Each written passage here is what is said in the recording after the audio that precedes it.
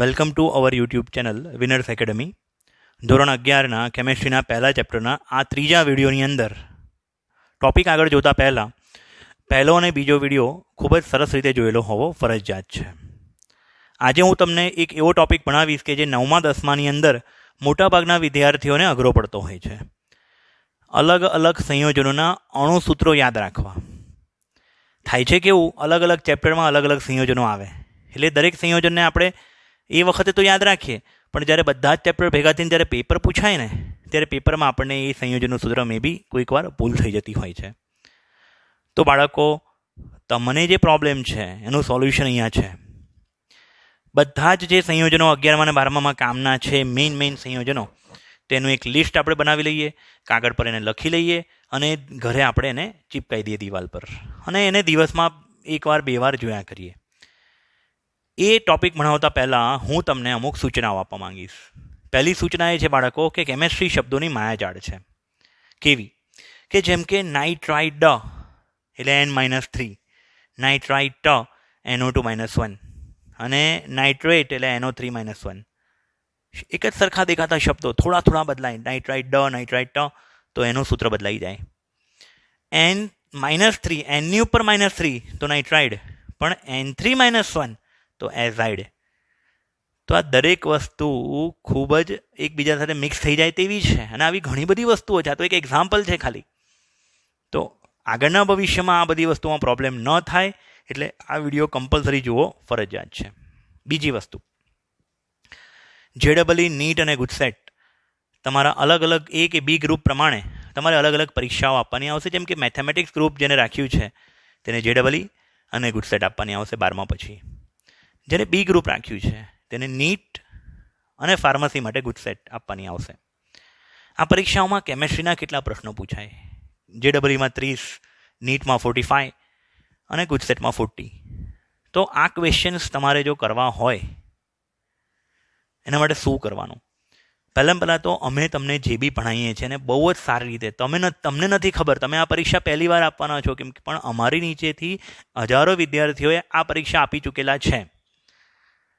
તો આટલા વર્ષોના અનુભવના અંતે અમે એટલું તો કહી શકીએ શ્યોરલી કે આ બધી જ પરીક્ષાઓ અઘરી તો નથી હોતી, પણ પાઠ્યપુસ્તકના ટોપિકને ઊંડાણપૂર્વક એ લોકો પૂછતા હોય છે. એટલે જે વિદ્યાર્થીએ પાઠ્યપુસ્તકને ખાલી ગોખી હોય છે સમજ્યા વગર, એને એ એક્ઝામ્સ અઘરી લાગતી હોય છે, ડિફિકલ્ટ લાગતી હોય છે. અને જે લોકો સારો સ્કોર કરે છે, સારા માર્ક્સ લાવે છે, તે લોકો આ પ્રકારની પરીક્ષાઓ માટે અમે જે તૈયારી કહીએ છીએ, જે રીતે કરવાનું કહીએ છીએ તે કરતા રહેતા હોય છે. એક ઉદાહરણ આપું કે ડેલી કોઈ વિદ્યાર્થી 20 MCQ કરે છે કેમેસ્ટ્રીના. 20 MCQ કરતાં કેટલી વાર લાગે? અડધો કલાક.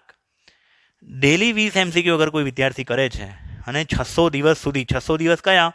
11મા અને 12માના બંનેના ગણીને 300 દિવસ ગણું છું એક વર્ષમાં. 365 દિવસમાંથી 65 દિવસ મેં કાઢી નાખ્યા. રજા આવી, તહેવાર આવ્યો, પરીક્ષા આવી, બીમાર પડ્યા. ટોટલ 2 વર્ષના 600 દિવસ, બસ 20 MCQ રોજના 12,000 MCQ થાય. 12,000 MCQ જે વિદ્યાર્થીએ કર્યા હોય ને એને આ MCQ આવડે. એવી ગેરંટી નથી કે 12,000માંથી જ બેઠા પૂછાશે, પણ 12,000 જેવા પૂછાશે. આટલા MCQ કર્યા હોય ને, અને બધું મટીરિયલ, બધું જ તમને સ્ટેપ ટુ સ્ટેપ શું કરવું એની માર્ગદર્શન અહીંથી મળશે. હવે આગળ જઈએ બાળકો. હવે આપણે જોઈશું કેટલાક અગત્યના સંયોજનો અને તેમના અણુસૂત્રો. ચેપ્ટર નંબર 1માં પાઠ્યપુસ્તકમાં આ સૂત્રો નથી આપ્યા, પણ એનો ઉપયોગ જરૂર થશે. એટલે ઘણી બધી ઇન્ફોર્મેશન અમે એવી આપીશું કે જે પાઠ્યપુસ્તકમાં ન આપેલી હોય, અલગ અલગ ચેપ્ટરોમાંથી ભેગી કરીને જે આગળ પહેલા ચેપ્ટર, બીજું ચેપ્ટર દરેકમાં કામ લાગવાની હોય તે અહીંયા ડિસ્કસ કરીએ. એમાં સૌથી એક પહેલો મુદ્દો કામનો છે આ. જેમ કે H2SO4 રસાયણોનો રાજા કહેવાય એને, કિંગ ઓફ કેમિકલ. એનું નામ છે સલ્ફ્યુરિક એસિડ. બીજું છે H2SO3 સલ્ફ્યુરસ એસિડ. ત્યારબાદ H2S2O7 જેને કહેવાય છે ઓલિયમ, અથવા એનું બીજું નામ છે ધુમાયમાન સલ્ફ્યુરિક એસિડ. ઓલિયમ બી કહેવાય, અથવા એને બીજું શું કહેવાય છે બાળકો? ધુમાયમાન સલ્ફ્યુરિક એસિડ. ધુમાયમાનને ઇંગ્લિશમાં કહેવાય ફ્યુમિંગ, જેમાંથી ફ્યુમ્સ નીકળતા હોય, ધુમાડો નીકળતો હોય. બીજું છે H2S2O8, જેનું નામ છે પેરોક્સો ડાયસલ્ફ્યુરિક એસિડ.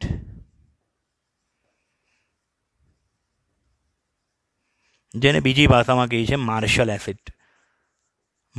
એસિડ.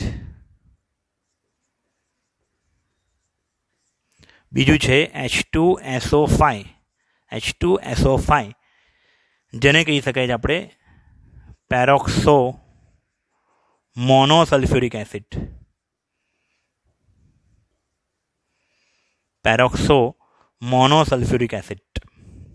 ત્યારબાદ બીજું, આ બધા તમારે નામ યાદ રાખવાના છે, ઠીક છે બાળકો. ત્યારબાદ છે HNO3, જેને કહેવાય છે નાઇટ્રિક એસિડ. HNO2, જેને કહેવાય છે નાઇટ્રસ એસિડ. તમે જોઈ શકો છો જે રીતના અહીંયા આવ્યું હતું સલ્ફ્યુરિક અને સલ્ફ્યુરસ, એ રીતના અહીંયા આવ્યું નાઇટ્રિક અને નાઇટ્રસ, ઠીક છે ને. ત્યારબાદ H3PO4 phosphoric acid, H3PO3 phosphorus acid. Same અહીંયા પણ એવું જ થયું જુઓ જરા. અહીંયા શું હતું? સલ્ફ્યુરિક સલ્ફ્યુરસ, અહીંયા છે ફોસ્ફોરિક ફોસ્ફોરસ. અને ત્રીજું એક છે H3PO2, જેનું નામ છે ફોસ્ફોનિક એસિડ.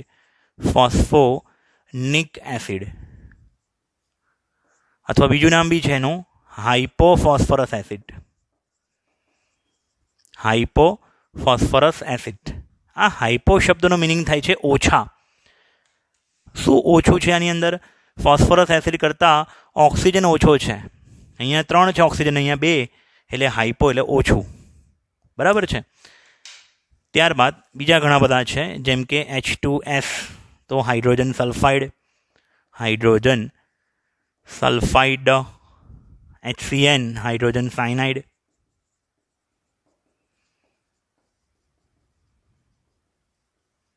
એ સિવાય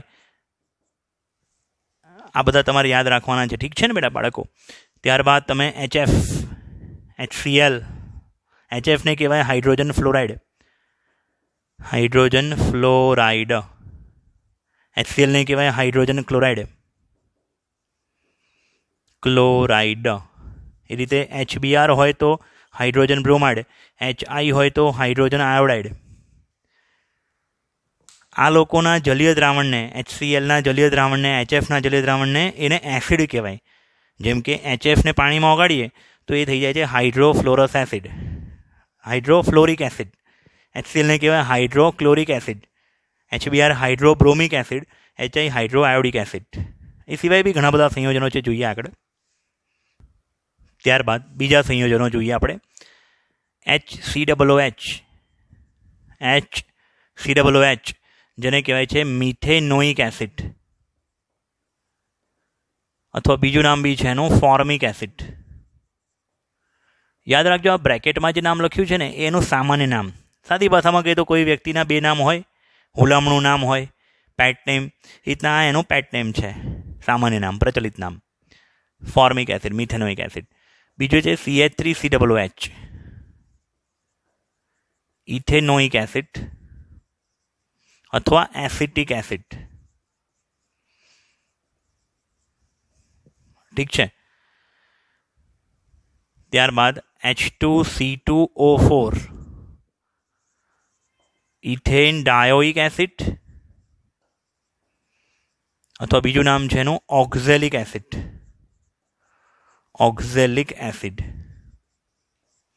એ વધારે ફેમસ આ ઓક્ઝેલિક એસિડના નામે છે.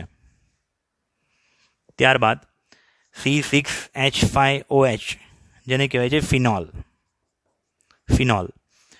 બીજું H2CO3, carbonic acid. H2CO3 carbonic acid. આ સિવાય બીજા ઘણા બધા સંયોજનો છે હજી તો બાળકો, જેમ કે NH3, તો એને કહેવાય એમોનિયા. NH2 જેને કહેવાય હાઇડ્રેઝિન. ઠીક છે ને.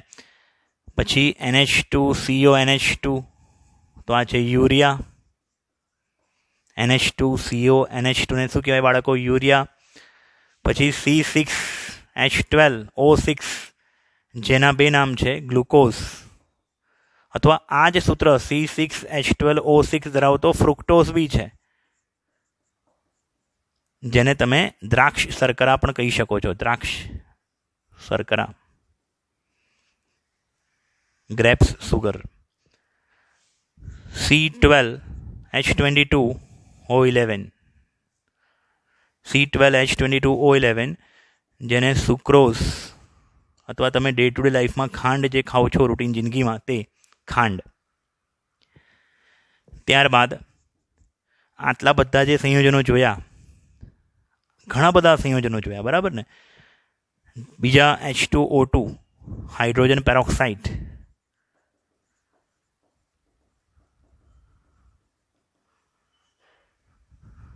આગળ જઈએ હજી. ત્યારબાદ HClO3, HClO2. HClO3 જે છે તેનું નામ છે ક્લોરિક એસિડ. અને HClO2 નું નામ છે ક્લોરસ એસિડ. આપણે આગળ જોયું phosphoric, phosphorus, sulphuric, sulphurous, nitric, nitrous. તેવી રીતે અહીંયા ક્લોરિક, ક્લોરસ. ઠીક છે. હજી બીજા બે છે, HClO4 અને HClO. હવે યાદ રાખજો અહીંયા શું ટેકનિક વાપરવાની છે. ક્લોરિક એસિડ કરતાં વધુ ઓક્સિજન છે આની અંદર, તો વધુ માટે શબ્દ છે પર.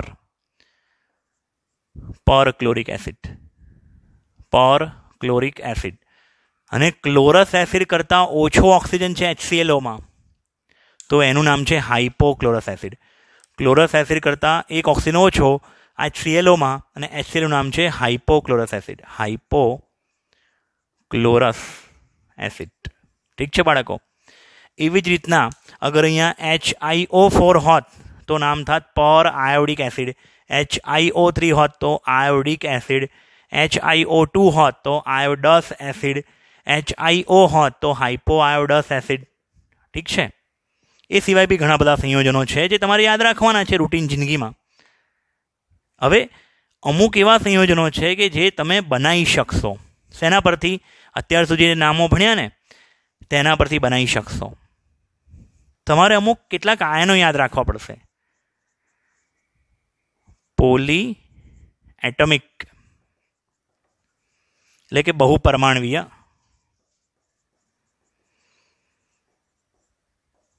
આયનો, બહુપરમાણવીય આયનો. કેટલાક બહુપરમાણવીય આયનો જેમ કે OH- હોય બાળકો, તેને હાઇડ્રોક્સાઇડ કહેવાય.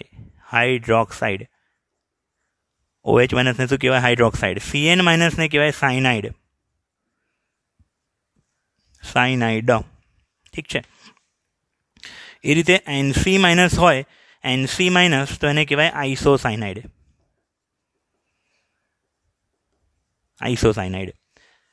એ સિવાય બી ઘણા બધા છે, જેમ કે અહીં SO4- હોય બાળકો, તો એને કહેવાય સલ્ફેટ. SO4- ને શું કહેવાય? સલ્ફેટ. SO4 પરથી SO3- હોય તો સલ્ફાઇટ. બોલો હવે આ બંને ક્યાંથી આવ્યા? H2SO4 માંથી 2H નીકાળી દીધા, સલ્ફ્યુરિક એસિડમાંથી 2H નીકાળી દીધા, તો શું બન્યું? સલ્ફેટ. H2SO3 માંથી 2H નીકાળી દીધા, શું બન્યું? સલ્ફાઇટ. અને બીજું, અને આ બંનેની આગળ H લગાડી દઈએ, HSO4- તો બાય સલ્ફેટ અથવા હાઇડ્રોજન સલ્ફેટ પણ કહેવાય બાળકો. Hydrogen sulphate. તેવી જ રીતે HSO3- હોય તો બાય સલ્ફાઇટ અથવા હાઇડ્રોજન સલ્ફાઇટ.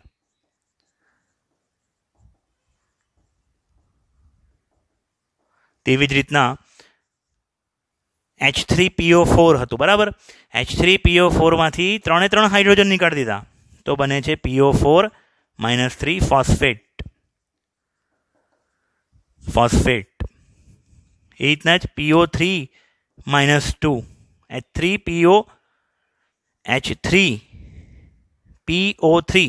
H3PO3 માંથી 2 હાઇડ્રોજન નીકાળી દઈએ તો શું બનશે? HPO3-2 HPO3-2 તો આ થઈ જશે હાઇડ્રોજન ફોસ્ફાઇટ.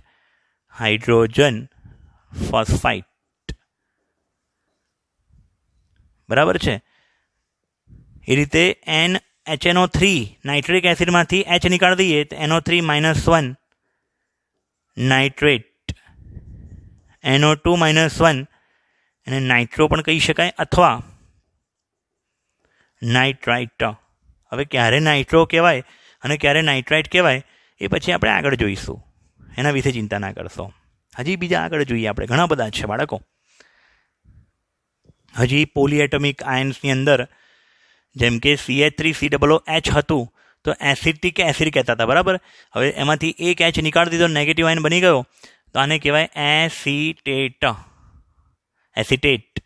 એ રીતના HCOOH ને ફોર્મિક એસિડ કહેતા હતા, એમાંથી HCOO- એક H નીકાળી દીધો તો આ બની ગયું ફોર્મેટ. H2CO3 ને કહેવાતા હતા કાર્બોનિક એસિડ, એમાંથી 2 H નીકાળી દીધા, CO3-2 આને કહેવાય કાર્બોનેટ. અને જો એક H નીકાળી એની અંદર જોડી દઈએ આપણે તો બનશે HCO3-1 જેને કહેવાય બાયકાર્બોનેટ અથવા હાઇડ્રોજન કાર્બોનેટ.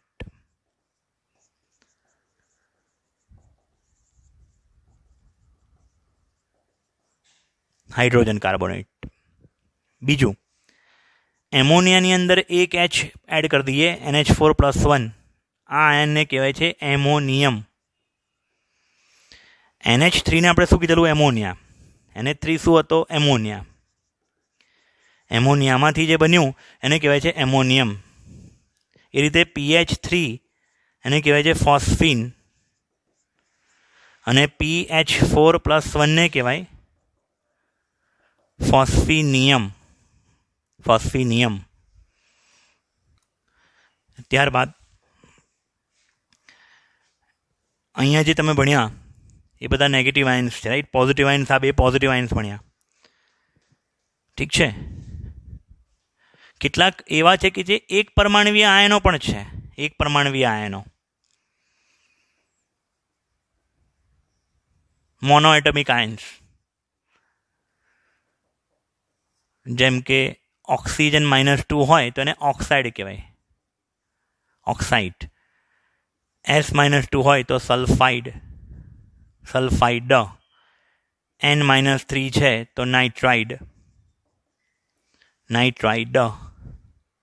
હાઇડ્રોજન-1 હાઇડ્રાઇડ.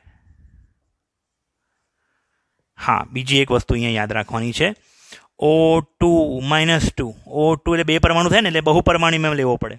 એકલો O હોય તો ને એક પરમાણુમાં લેવાય, પણ O2 છે શું થયું? બહુ પરમાણુય. તો O2-2 એને કહેવાય પેરોક્સાઇડ.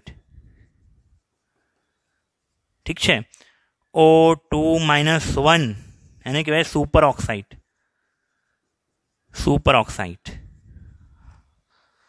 થિયરીમાં આનો ઉપયોગ લીધો છે, પણ આના સૂત્રો કઈ રીતે યાદ રાખવા તે સમજાયું કોઈ જ જગ્યાએ નથી. બેઝિકમાં બેઝિક વસ્તુથી આપણે શરૂઆત કરી રહ્યા છીએ. આ બધા એક પરમાણવીય આયનો થયા. ઠીક છે ને. પછી F- હોય તો ફ્લોરાઇડ, Cl- હોય તો ક્લોરાઇડ, એ સિવાય Br- હોય તો બ્રોમાઇડ અને I- હોય તો આયોડાઇડ. બહુપરમાણવીયમાં પણ અમુક હજી બીજા યાદ રાખવા પડશે આપણે બાળકો. બહુપરમાણવીયમાં જેમ કે ClO4-1 હોય તો પરક્લોરેટ. ClO3-1 હોય તો ક્લોરેટ. ClO2-1 હોય તો ક્લોરાઇટ. ClO- હોય તો હાઇપોક્લોરાઇટ. આ 4 શેમાંથી બન્યા? જેમ કે પેલું પરક્લોરિક એસિડ, બરાબર છે, ક્લોરિક એસિડ, એમાંથી આપણે એક H નીકાળી દઈએ તો આ 4 બની જાય. પરક્લોરેટ, ક્લોરેટ, ક્લોરાઇટ અને હાઇપોક્લોરાઇટ. ઠીક છે, હાઇપોક્લોરાઇટ. આ બધા તમે યાદ રાખજો. હવે આનો ઉપયોગ ક્યાં થશે એ જોઈએ. ખૂબ જ ઇન્ટરેસ્ટિંગ વસ્તુ. હવે જે આપણે બધા સૂત્રો જોયા એના પરથી આપણને કોઈ સંયોજન પૂછ્યું હોય, જેમ કે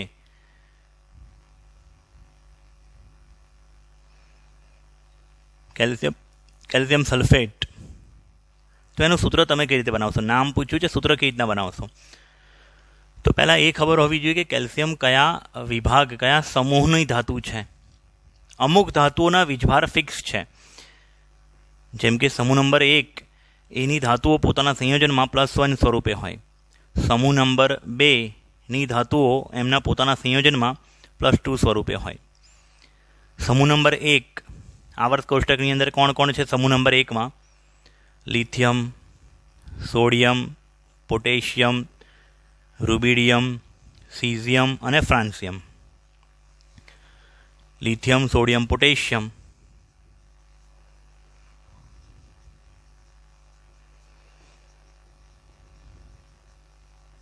રૂબિડિયમ,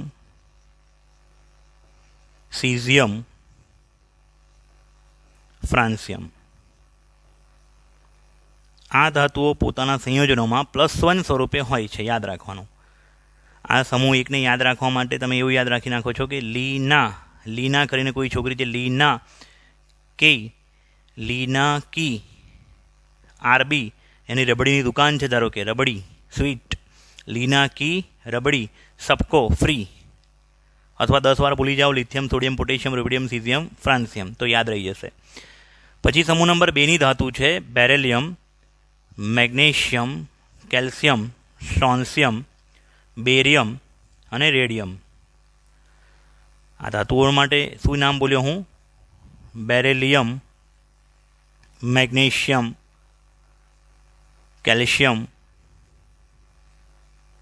સ્ટ્રોન્સિયમ, બેરિયમ અને રેડિયમ. આ પોતાના સંયોજનોમાં કયા સ્વરૂપે હોય છે? +2 સ્વરૂપે. કેટલીક ધાતુઓ એવી છે કે જે પોતાના ઓક્સિડેશનાંક બદલે છે, ખાસ કરીને ડી વિભાગની ધાતુ. આ જે બે છે ને એસ વિભાગની ધાતુ છે. આવર્ત કોષ્ટક આખો આપણને ખબર છે. આવર્ત કોષ્ટકમાં આ કયા સમૂહમાં છે? આ એસ વિભાગમાં. સમૂહ 1 અને સમૂહ 2 એસ વિભાગ. ડી વિભાગની કેટલીક ધાતુઓ જેમ કે કોપર +1 સ્વરૂપે પણ હોય છે, કોપર +2 સ્વરૂપે પણ હોય છે. તો કોપર +1 ને કહેવાય છે ક્યુપ્રસ, કોપર +2 ને કહેવાય ક્યુપ્રિક. તેવી રીતના Fe+2 સ્વરૂપે પણ હોઈ શકે છે, +3 સ્વરૂપે પણ હોઈ શકે છે. તો Fe+2 હોય તો એને કહીશું આપણે ફેરસ. Fe+3 હશે એને કહેવાય છે ફેરિક. ફેરસ અને ફેરિક. મર્ક્યુરી +2 સ્વરૂપે હશે તો મર્ક્યુરિક, અને મર્ક્યુરી +1 સ્વરૂપે હશે તો મર્ક્યુરસ. મતલબ કે નાનો ઓક્સિડેશનાંક રસ, મોટો ઓક્સિડેશનાંક એટલે વીજભાર મોટો રિક. રીતના ફેરસ અને ફેરિક, મર્ક્યુરિક, મર્ક્યુરસ. ઠીક છે. સમૂહ નંબર 13ની અંદર મોટે ભાગે +3 સંયોજકતા જોવા મળતી હોય છે, જેમાં boron, aluminium, gallium, indium, thallium. હા, થેલિયમ +3 સ્વરૂપે પણ હોય છે, +1 સ્વરૂપે પણ હોય છે. એનું +1 વધારે થાય છે. આ બધા મોટે ભાગે +3 સ્વરૂપે હોય છે. અને તમે યાદ કઈ રીતના રાખશો? Boron, aluminium, gallium, indium, thallium. Bal Gangadhar in Thailand. બાલ ગંગાધર ઇન થાઇલેન્ડ. અથવા બી એવું પણ યાદ રાખી શકો છો, બેંગન, આલુ, ગાજર ઇન વન થાલી અથવા વન થેલી. ઓકે. આને તમે યાદ રાખવું હોય તો કેવી રીતે યાદ રાખી શકો છો? બેટા માંગે કાર સ્કૂટર બાપ રોય. ફરીથી એકવાર, બેટા માંગે કાર સ્કૂટર બાપ રોય. ઠીક છે ને? હવે ધારો કે તમને ખબર છે કે કેલ્શિયમ +2 હોય અને સલ્ફેટનો વીજભાર કેવો છે? -4. તો હવે આ બેને જોડીને તમારે જે સંયોજન બનાવવાનું આવે, +2 -2 બે ભેગા થવાથી સંયોજન હંમેશા તટસ્થ હશે. તો કેલ્શિયમ સલ્ફેટનું સૂત્ર શું બનશે? CaSO4. પણ જો આના બદલે આવું પૂછ્યું હોત કેલ્શિયમ ફોસ્ફેટ આવું પૂછ્યું હોત તો કેલ્શિયમનો વીજભાર છે +2, ફોસ્ફેટનો વીજભાર છે -3. હવે આ એકી બેકી સંખ્યા છે બાળકો. એકી સંખ્યા બેકી સંખ્યા જ્યારે હોય ત્યારે આ પહેલાં એક આયનનો વીજભાર બગડો એ નીચે જવા દેવાનો, એટલે આને ક્રોસ મલ્ટિપ્લિકેશન કહેવાય, અને તગડો જે છે આ બાજુ આવવા દેવાનો. એટલે સંયોજનનું જે સૂત્ર બને બાળકો એ આવું બને Ca3PO4 ટ્વાઇસ. એટલે નામ પરથી તમે સૂત્ર બનાવી શકો છો બાળકો. આવા ઘણા બધા આપણે એક્ઝામ્પલ જોઈએ. ચલો બીજું એક સંયોજન આવું પૂછાયું હોત કે ભાઈ સોડિયમ સલ્ફેટ, તો સોડિયમનો વીજભાર છે +1, સલ્ફેટનો વીજભાર છે SO4નો વીજભાર છે -2. તો અહીંયા +1 છે, અહીંયા -2 છે, તો સંયોજન કેવું બનશે? અહીંયા +1 એક આ બાજુ જશે, બગડો આમ આવશે, એટલે સંયોજન જે બનશે Na2SO4. ધારો કે એવું પૂછાયું હોત સોડિયમ કાર્બોનેટ, તો સોડિયમનો વીજભાર છે +1 પોતાના સંયોજનોમાં, કાર્બોનેટ -2 હોય તો સોડિયમ +1 આ એક જશે નીચે આ બાજુ કાર્બોનેટની પાછળ, બગડો આવશે સોડિયમની પાછળ, એટલે સંયોજનનું સૂત્ર બનશે Na2CO3. પરંતુ જો આવું હોત સોડિયમ બાયકાર્બોનેટ, એટલે આ વિડીયોમાં આગળ જે અત્યાર સુધીની જે મહેનત કરી બાળકો તે આ ટોપિક માટે જ કરવામાં આવી હતી કે જો તમે આની આગળના બધા જે આયનો લખાયા એ તમને યાદ હશે તો આ સૂત્ર બનાવતા તમને આવડશે. +1 -1 આ બે ભેગા થવાથી સંયોજન બનશે તો 0, વીજભાર કુલ વીજભાર 0 થઈ જશે. તો પછી તમારે આને કોઈને ગુણવાની જરૂર નથી, એટલે સંયોજનનું સૂત્ર બનશે NaHCO3. પરંતુ જો આની વચ્ચે આવું હોત, આની બદલે કે ભાઈ એલ્યુમિનિયમ સલ્ફેટ, તો તમે શું કરતા? એલ્યુમિનિયમ સમૂહ 13ની ધાતુ જે +3 સ્વરૂપે હોય, સલ્ફેટનો વીજભાર છે -2, તો આ તગડો જાય આ નીચે આ બાજુ સલ્ફેટની પાછળ, બગડો આ બાજુ આવશે એલ્યુમિનિયમની પાછળ. એટલે એલ્યુમિનિયમ સલ્ફેટનું જો સૂત્ર બનાવવું હોય તો બેટા આવું બનશે Al2SO4 થ્રાઇસ. કોઈ પણ સંયોજનનું તમે સૂત્ર બનાવી શકો છો બાળકો આ રીતે. ધારો કે એલ્યુમિનિયમ ક્લોરાઇડ,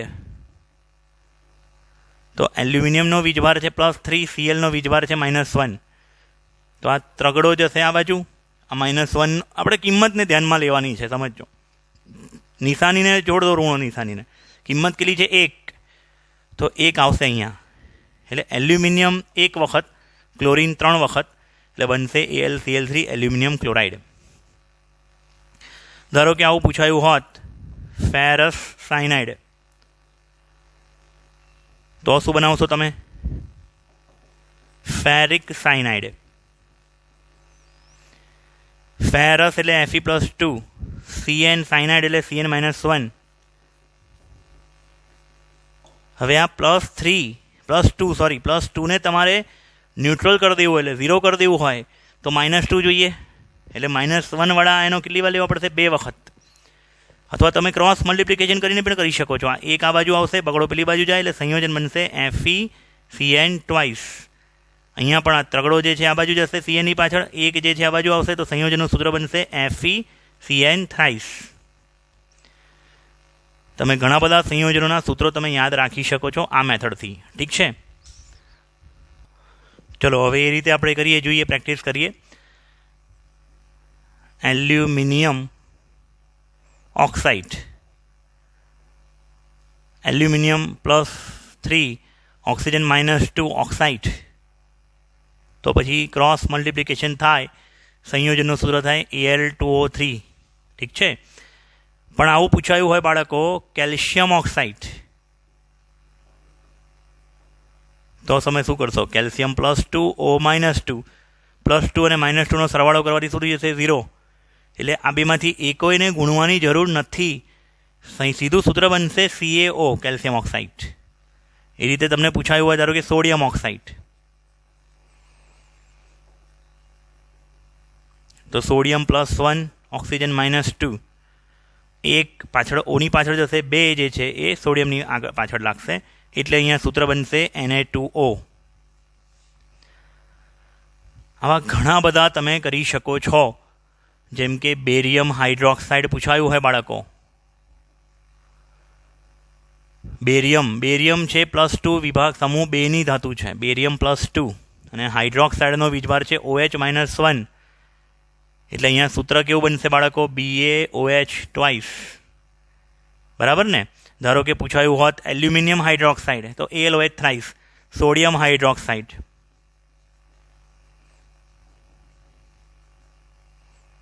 તો NaOH. તો આવા ઘણા બધા સંયોજનો તમે તૈયાર કરી શકો છો. જેમ કે મેં એવું પૂછ્યું હોત સોડિયમ એસિટેટ, સોડિયમનો વીજભાર છે +1, એસિટેટનો વીજભાર છે CH3, એસિટેટનો વીજભાર છે -1, સૂત્ર છે CH3COO. તો આ થઈ જશે CH3COO Na. ઠીક છે. ધારો કે એવું પૂછ્યું હોત મેગ્નેશિયમ એસિટેટ,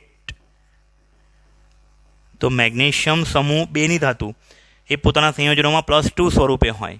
એટલે મેગ્નેશિયમનો વીજભાર છે +2 અને એસિટેટનો વીજભાર છે -1.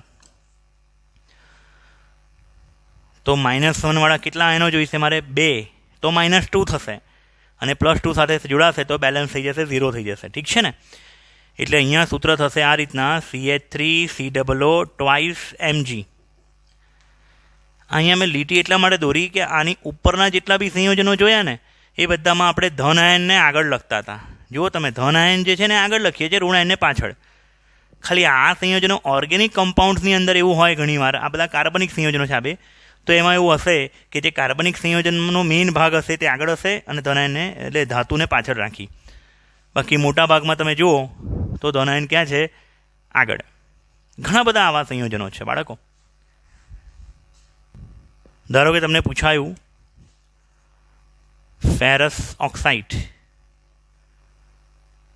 તો Fe+2O-2 સંયોજન બનશે FeO. પણ આવું પૂછાયું હોત ફેરિક ઓક્સાઇડ, તો Fe+3 અને O-2 ને જોડવાથી સંયોજન કેવું બનશે? તગડો આ બાજુ ઓની પાછળ જશે, બગડો Feની પાછળ જશે, એટલે બનશે સંયોજન Fe2O3. ઠીક છે ને? Ferrous oxide, ferric oxide. ઘણું બધું આ રીતે થઈ શકે છે બાળકો. એ રીતે ધારો કે ક્યુપ્રસ ઓક્સાઇડ, ક્યુપ્રસ એટલે Cu+1, તો આ 1+1 નો 1 આ બાજુ જશે, -2 નો બગડો અહીંયા આવશે, એટલે શું બનશે સૂત્ર? Cu2O, cuprous oxide. પણ આની બદલે કદાચ ક્યુપ્રિક ઓક્સાઇડ હોત તો ક્યુપ્રિક ઓક્સાઇડ Cu+2O-2, સૂત્ર બનશે CuO. કેમ કે +2 -2 જોડાવાથી સંયોજન તટસ્થ થઈ જશે, એટલે CuO. બહુ બધા સંયોજનો છે. ધારો કે હું તમને એવું કહું એમોનિયમ ક્લોરાઇડ, તો એમોનિયમ NH4 કેવો છે? +1. એમોનિયા અલગ વસ્તુ છે, એમોનિયમ અલગ વસ્તુ છે. એમોનિયા એટલે NH3 અને એમોનિયમ એટલે NH4+1. ક્લોરાઇડ એટલે Cl-1. હવે જોડાવાથી સંયોજન બનશે કેવું બાળકો? NH4Cl. ઠીક છે ને? ધારો કે આવું પૂછ્યું હોત એમોનિયમ સલ્ફેટ, તો એમોનિયમનો વીજભાર +1, સલ્ફેટનો SO4નો -2, તો એમોનિયમનો 1 જે છે એ સલ્ફેટની પાછળ જોડાશે અને આ બગડો સલ્ફેટનો બગડો એ એમોનિયમ સાથે ગુણાશે. સંયોજન આવું બનશે NH4 ટ્વાઇસ SO4. હા, તો જસ્ટ મેં તમને એક્ઝામ્પલ આપ્યા. આવા બહુ બધા સંયોજનો તમે જાતે જે આયનો મેં શીખવાડ્યા છે આગળ, પોલી એટોમિક આયન્સ, બહુપરમાણવીય આયનો, એક પરમાણવીય આયનો, અને આગળ જે બધા સંયોજનો લખાયા તે, આ બધા જ તમે મોઢે કર્યા હશે તો આ બધા સંયોજનો બનાવતા તમને આવડશે. આ બધી વસ્તુઓની હાર્ડ કોપી જોઈતી હોય, એટલે ઝેરોક્સ જોઈતી હોય, મટીરિયલ જોઈતું હોય, તો નીચે આપેલા નંબર પર કોન્ટેક્ટ કરીને ક્લાસ પર મળવા તમે આવી શકો છો. એ સિવાય સોફ્ટ કોપી બી તમને અવેલેબલ થશે. તમારે કોઈપણ વસ્તુની હેલ્પ જોઈતી હોય તો આ સિચ્યુએશનમાં, લોકડાઉનની સિચ્યુએશનમાં તમે વોટ્સએપ ગ્રુપમાં જોડાઈ શકો છો. તમને ઓનલાઈન મટીરિયલ, ઓનલાઈન ટેસ્ટની ફેસિલિટી પણ અહીંયાથી મળશે. તો મળીએ બાળકો નેક્સ્ટ વિડીયોમાં એક નવા ટોપિક સાથે. Thank you very much.